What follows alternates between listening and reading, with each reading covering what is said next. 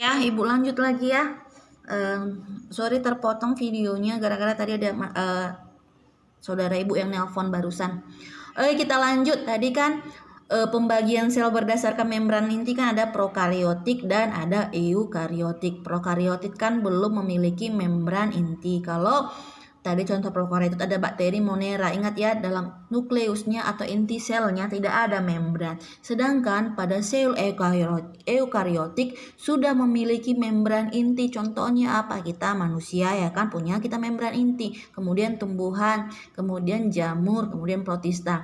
Seperti apa membran inti itu? Inilah nukleus itu. Inilah inti sel itu. Bayangkanlah ini ya kan. Ada pelindungnya, ada membrannya, ada pembungkusnya di dalam nukleus itu sehingga pita-pita DNA itu, pita-pita yang dalam genetika itu enggak terbuka, enggak telanjang istilahnya gitu ya. Jadi dia dilindungi, dibungkus dia oleh membran inti. Jadi itulah ya pembagiannya berdasarkan ada tidaknya membran inti, yaitu prokariotik dan eukariotik. Pro artinya belum atau tidak memiliki membran inti, eukariotik sudah memiliki membran inti. Kemudian kita masuklah ke struktur sel. Ibu jelaskan di sini ya. Secara umum sel itu terdiri dari 3 komponen. Yang pertama dinding sel, atau kalau misalnya dinding sel kan pada tumbuhan. Kalau satu lagi misalnya membran sel pada hewan. Jadi dinding sel ya kan. Yang kedua apa? Sitoplasma. Yang ketiga baru dia masuk organela selnya seperti ribosom, mitokondria dan lain-lain. Jadi umumnya sel itu terbagi atas 3, yaitu ada dinding sel kalau untuk tumbuhan, kemudian ada namanya sitoplasma, cairan selnya itu ya kan.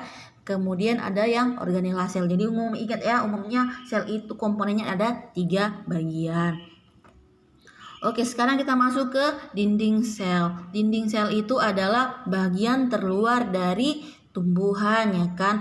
Seperti Ibu bilang namanya juga bagian terluar, pasti dia sebagai pelindung. Kemudian selain pelindung apalagi pemberi bentuk tubuh. Jadi kenapa lah tumbuhan itu kalau kalian lihat daunnya ya kan, daun tumbuhan kan kaku kan, terus dia agak keras gitu kan. Kenapa? Karena terdiri dari dinding sel tadi ya kan. Dinding sel itu kandungannya adalah selulosa, sehingga komponennya jadi lebih kuat, dindingnya jadi lebih kuat, jadi keras. Makanya contohnya rumput lah gitu kan. Makanya kenapa kita nggak bisa makan rumput ya kan. Kalau kita makan rumput ya kan, yang keluar rumput juga. Karena apa? Karena tadi selulosa itu terdiri dari karbohidrat kompleks, jadi susah oleh dipecah sama tubuh kita. Jadi kalau apa yang kita makan rumput itu keluar, karena kita nggak punya enzim atau senyawa-senyawa yang bisa menghancurkan selulosa tadi. Jadi tumbuhan atau dinding sel itu fungsinya untuk pelindung dan memberi bentuk tubuh. Terus sifatnya permeabel. Permeabel itu artinya apa? Semua zat bisa masuk. Jadi kalau semi permeabel artinya apalagi pada membran plasma artinya semi permeabel tidak semua zat bisa masuk, diseleksi. Jadi kalau permeabel artinya apa? Semua zat bisa masuk ke dalam tubuh atau ke dalam sel dari tumbuhan. Kemudian bagian berikutnya adalah membran plasma. Sama juga bagian terkeluar. Fungsinya apa? Pelindung. Kemudian pengatur masuk keluarnya zat. Sama seperti pintu ya kan, mengatur masuk keluarnya orang. Kemudian diseleksi lah zatnya itu. Jadi nggak semua zat bisa masuk. Zat tertentu aja yang bisa masuk. Kemudian tersusun dari karbohidrat, protein, dan lemak. Itu komponennya ya. Jadi inilah gambar dari si membran plasma itu ya kan. Tengoklah. Jadi hanya yang bisa masuk lewat lubang-lubang kecil inilah senyawa-senyawa itu masuk ke dalam sel. Jadi kalau nggak bisa masuk kayak mana Bu? Ya nggak bisa dia kalau nggak bisa masuk ya nggak bisa masuk ke dalam sel gitu kan. Jadi hanya senyawa-senyawa tertentu yang bisa melewati lubang-lubang kecil ini. Jadi makanya sifatnya selektif semi permeabel, artinya senyawa-senyawa tertentu aja yang bisa masuk ke dalam membran plasma, ke dalam sel melalui membran plasma. Kemudian bagian berikutnya adalah sitoplasma. Sitoplasma itu bahasa lainnya adalah cairan sel. Jadi cairannya ini warnanya transparan, warna bening gitu ya kan. Nah, jadi Ibu bilang lagi ya, Ibu ulangi, jadi sel itu terdiri dari 3 bagian utama. Yang pertama tadi ada dinding sel kalau pada tumbuhan, membran plasma kalau dia pada hewan. Kemudian apalagi sitoplasma. Sitoplasma terdapat pada kedua-duanya, baik pada sel hewan maupun sel tumbuhan. Kemudian habis itu masuklah ke organela selnya. Jadi dalam sitoplasma inilah terdapat organela selnya ya di dalam sitoplasma. Oke, organela sel yang pertama itu adalah retikulum endoplasma. Retikulum endoplasma ini berupa saluran-saluran yang dibentuk oleh membran retikulum endoplasma. Retikulum endoplasma dibagi menjadi 2, ada retikulum endoplasma halus, ada retikulum endoplasma yang kasar. Biasanya yang kasar itu karena ada ribosom. Ribosom itu ya ini yang bulat-bulat kecil ini kan. Melekatnya ribosom lah di retikulum endoplasma kasar. Fungsinya apa? Tempat sintesis protein. Kalau halus tidak terdapat ribosom, jadi fungsinya sebagai tempat sintesis lemak ya kan, sintesis lipid. Jadi bahasa lain lemak itu lipid. Oke, masuk ke organela yang berikutnya adalah ribosom. Seperti Ibu bilang, ribosom adalah tempat kunci kehidupan ya kan. Karena dalam ribosom lah adanya sintesis protein, dalam ribosom lah berlangsung genetika, di dalam ribosom lah berlangsung RNA dan DNA. Jadi protein itulah penting kali dalam tubuh kita, protein lah ya kan. Oke, ribosom terdiri atas 2 unit yang kaya akan RNA berperan dalam sintesis protein. Kemudian, ribosom ada yang menempel pada retikulum endoplasma yang kasar dan ada yang bebas dalam sitoplasma. Jadi dia ada melekat pada retikulum endoplasma, ada juga dia bebas di seluruh dalam sitoplasma, cairan sel berserak dia kemana-mana ya kan, suka-sukanya dia lah berkeliaran kemana-mana ya kan. Kemudian ribosom diameternya sekitar 20 nanometer atau 20 pangkat minus 9 ya kan. Kemudian terdiri atas 65% RNA ribosom dan 35% protein ribosom gitu ya.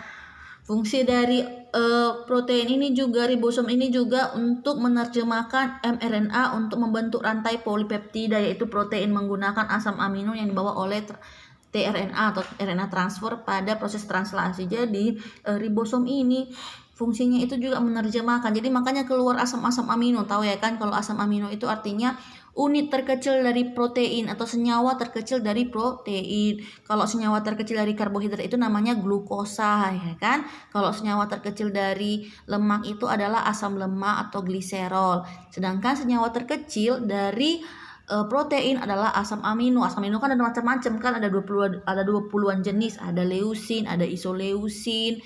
Kemudian ada banyak-banyak lagi lah macam-macam dari asam amino ya kan. Kemudian kita masuk ke organela berikutnya yaitu mitokondria. Mitokondria ini bentuknya seperti biji kacang merah, Ibu pernah bilang kan, dalamnya ada lekukan-lekukan. Itulah yang disebut dengan krista, itu untuk memperluas bidang permukaan agar proses penyerapan oksigen itu lebih efektif. Kemudian fungsi mitokondria adalah sebagai tempat respirasi atau pernapasan. Ibu jelaskan minggu lalu kan, apa fungsi bernapas? Untuk menghasilkan namanya energi. Kemudian organela berikutnya adalah lisosom. Oke, lisosom itu fungsinya apa? Dia untuk menghancurkan sebagai antibodi gitu, menghancurkan kayak bakteri, kayak virus gitu. Dia sebagai badan pertahanan kita lah di dalam tubuh ya kan. Jadi si lisosom ini baik kali dia ya kan, baik kali. Selain fungsinya sebagai pencernaan intrasel lah kan, dalam sel sebagai pencerna, namanya pencernaan sama seperti usus, mencerna, menguraikan senyawa-senyawa yang kompleks atau yang lengkap diuraikan menjadi lebih sederhana agar apa? Bisa diserap oleh sel ya kan. Kalau fungsi lain lagi lisosom ini itu baik kali dia seperti orang baik lah, dia rela membunuh diri demi apa namanya, demi keberlangsungan sel itu. Contohnya apa? Misalnya dimakan adalah masuk bakteri atau virus atau antigen lah. Antigen itu benda asing yang tidak dikenal oleh tubuh. Masuk ke tubuh, kemudian dia nanti dikenalinya oh itu orang berbahaya. Kemudian nanti dimakannya lah si apa itu kan si virus atau bakteri itu atau antigen itu. Kemudian dia akan menghancurkan dirinya, akan melakukan bom bunuh diri lah kok dibilang.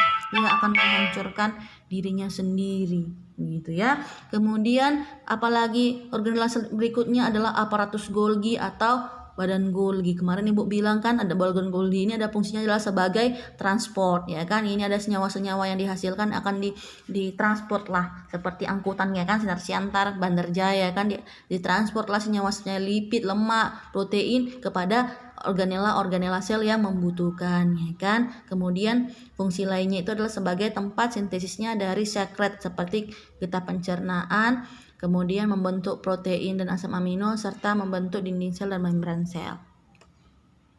Kemudian organela berikutnya adalah vakuola. Vakuola itu terdapat pada tumbuhan ya kan. Apa fungsi vakuola ini? Sebagai cadangan makanan. Jadi vakuola itu terdapat pada tumbuhan, fungsinya sebagai cadangan makanan. Kemudian organela berikutnya adalah nukleus atau inti sel. Pada nukleus ini fungsinya sebagai pusat koordinasi seperti otak ya kan. Dialah yang mengatur segala aktivitas yang terjadi di dalam sel. Oke, kemudian nukleus, inilah nukleus itu ya kan. Tadi seperti Ibu jelaskan tentang prokaryotik dan eukaryotik, ada tidak membran inti. Jadi membran itu tuh ini bagian terluarnya ya kan, pembungkusnya, pelindungnya. Jadi kalau pada sel monera sama bakteri ya kan, pita-pita DNA-nya berserakan keluar, nggak dilindungi, nggak dibungkus ya kan. Tapi pada kita manusia, hewan, pokoknya yang bisa dilihat dengan mata telanjang lah tanpa bantuan mikroskop, kita semua punya membran inti. Ada membran inti kita, ada pelindung inti itu.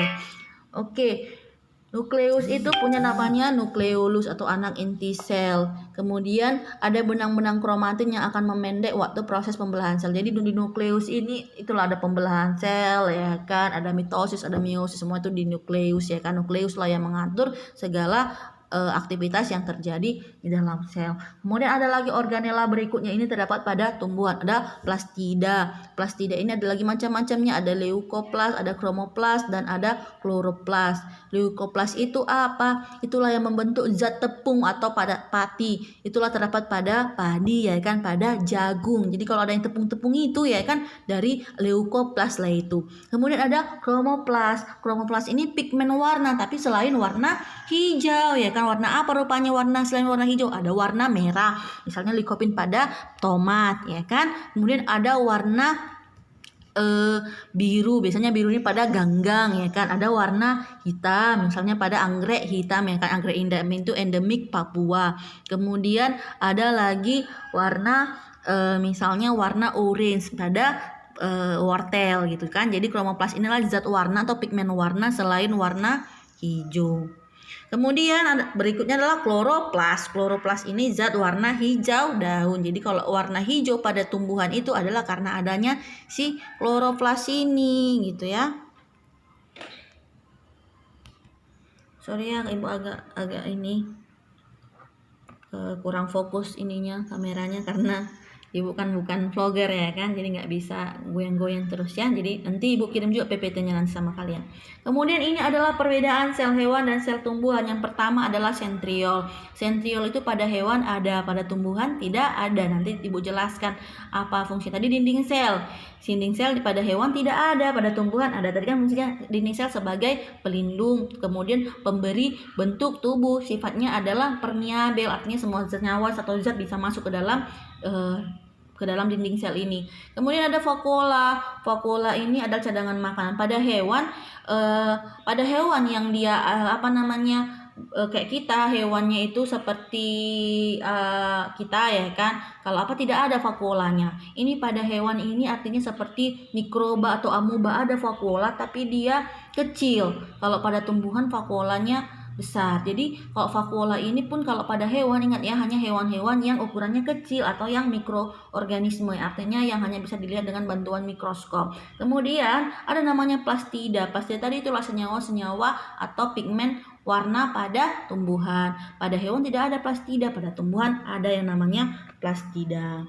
Kemudian inilah sentriol. Sentriol itu artinya fungsinya sebagai pembelahan sel dan pemisahan kromosom selama pembelahan sel pada hewan. Jadi sentriol itu hanya ada pada hewan, tidak ada pada tumbuhan. Kemudian dinding sel tadi keras karena ada selulosa ya. Selulosa itu seperti Ibu bilang dia itu karbohidrat paling kompleks. Jadi karbohidrat yang paling panjang susunannya, ikatan-ikatannya pada karbohidratnya ini sangat panjang sehingga sulit untuk diputus oleh kayak kita manusia. Makanya kita nggak bisa makan rumput ya kan, karena kalau kita makan rumput yang keluar pun rumput karena kita nggak punya enzim atau senyawa yang bisa memutus ikatan karbohidrat ini. Kemudian vakuola itu tadi cadangan makanan dan juga sebagai tekanan turgor. Kemudian ada plastida itu senyawa zat hijau, dan tadi udah dijelaskan kan masalah pigmen tadi kan dibagi menjadi ada leukoplas, ada plastida ya kan. Kemudian ini adalah gambaran sel hewan dan sel tumbuhan ya kan. Ini ada sel hewan, ini ada sel tumbuhan. Oke, perbedaan sel hewan dan sel tumbuhan ada banyak ya kan. Sel tumbuhan selnya lebih besar dari sel hewan yang pertama. Yang kedua, sel tumbuhannya bentuknya tetap peta gitu kan. Kalau sel hewan bentuknya tidak tetap. Kemudian mempunyai dinding sel pada hewan. Pada tumbuhan punya dinding sel, pada hewan tidak punya dinding sel. Kemudian pada tumbuhan punya plastida, hewan nggak punya plastida. Kalau tumbuhan punya vakuola dan vakuolanya besar. Kalau hewan tidak ada yang tidak punya vakuola. Kalaupun punya vakuola, vakuolanya kecil gitu ya. Kemudian tumbuhan tidak punya sentrosom, hewan punya sentrosom ya kan. Kemudian tumbuhan tidak punya lisosom, hewan punya lisosom. Kemudian tumbuhan tidak punya sentriol, hewan punya sentriol. Jadi ada banyak perbedaan antara sel tumbuhan atau sel hewannya. Jadi kalau Ibu bilang jelaskan perbedaan sel hewan sel tumbuhan, ada 8 istilahnya ya. Minimal 8 udah bisa lah dijelaskan ya perbedaan masing-masing sel. Oke, sekarang tugasnya adalah gambarkanlah sel hewan pada kertas HPS ya, atau boleh juga kertas yang lain pun boleh, double folio. Kemudian gambarkanlah selnya hewan dan sel tumbuhan beserta bagian-bagiannya. Kemudian kalau bisa diwarnai ya gambarnya itu ya, harus digambar dengan tulis tangan ya, bukan di printer, bukan di print, tapi digambar dengan tangan sendiri. Kemudian jelaskanlah bagian-bagiannya. Lalu dikumpullah minggu depan ya. Dikumpul minggu depan, kirim ke email Ibu hernasyanipar21@gmail.com. Yang kalau nggak tahu nanti ngirim email, boleh chat Ibu lah ya kan. Boleh chat Ibu nanti kirim kemana ya Bu selain email. Mana tahu nggak bisa kalian mengirim email ya.